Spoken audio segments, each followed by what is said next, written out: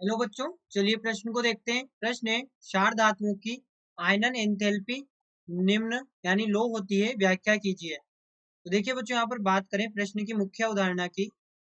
मुख्य अवधारणा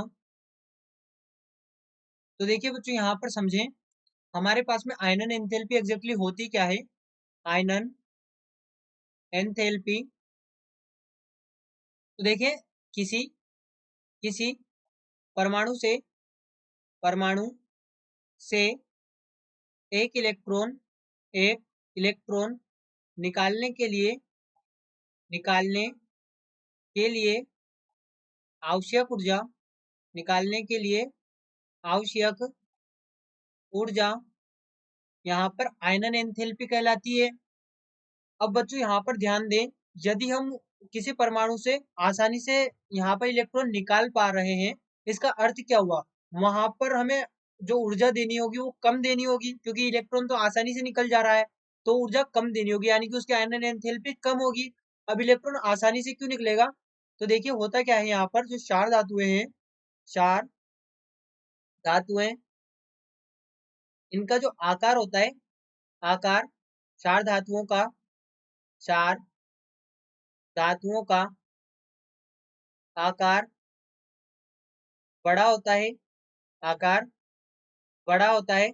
अब आकार बड़ा है तो इसका अर्थ क्या हुआ, यहाँ पर जो परमाणु आकार है, परमाणु आकार परमाणु आकार अधिक होता है, अधिक होता है होता है। अब परमाणु आकार अधिक है तो होगा क्या यहाँ पर, कि जो नाभिक होगा, नाभिक द्वारा नाभिक द्वारा बाह्यतम कोश के इलेक्ट्रॉन पर बाह्यतम कोश के इलेक्ट्रॉन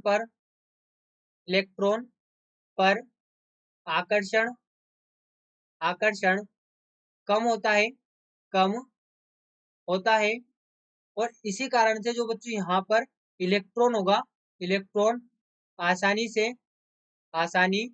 से निकाला जा सकता है, निकाला जा सकता है। यानी कि कम ऊर्जा की आवश्यकता होती है, कम ऊर्जा की आवश्यकता होती है। इसका अर्थ क्या हुआ, कि जो आयनन ऊर्जा है वो कम होती है। आयनन ऊर्जा कम होती है।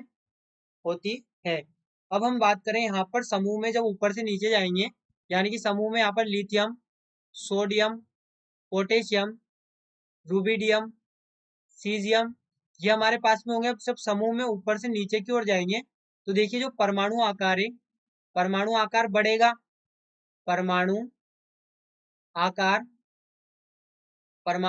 बढ़ेगा। और बच्चों जैसा कि हमने कहा है कि परमाणु आकार यदि अधिक है तो नाभिक द्वारा यहाँ पर बाह्यतम कोश के इलेक्ट्रॉन पर आकर्षण कम होता जाएगा, और जैसे जैसे आकर्षण कम होता जाएगा तो यहाँ पर आयनन ऊर्जा कम होती जाएगी, आयनन ऊर्जा घटती जाएगी। यानी कि सबसे अधिक आयनन ऊर्जा तो किसकी होगी, यहाँ पर लिथियम की होगी, और सबसे कम आयनन ऊर्जा यहाँ पर सीजियम की होगी।